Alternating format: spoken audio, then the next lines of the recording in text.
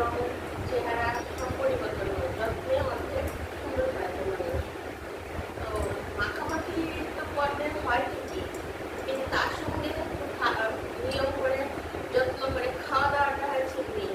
তুমি যদি প্রতিদিন যদি বেসন মাখো, হলুদ মাখো, কিন্তু বিকেল হলে যদি চপ, চানাচুর প্রতিদিন খাও, তাহলে কি বলো শরীরটা কি সুন্দর থাকবে?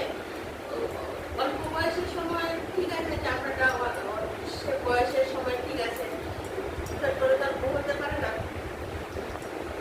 কিন্তু যাদের অন্তত 35-40-এর কাছাকাছি চলে গেছে, ওদের কি হয়, ওদের বেশিরভাগই তখন চামড়াটা একদম দেখতে 50-এর মতো বয়স লেগে যায়।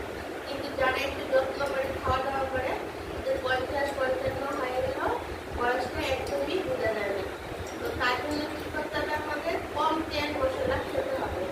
হ্যাঁ, আর সেদ্ধ সেদ্ধ জিনিসটা খেলে শরীরটা খুব ভালো থাকবে। সে সবাই জানে, আমি বলছি বলে না, তোমরাও জানো যে আমাকে জ্ঞান দিতে হবে না, সে তোমরাও জানো।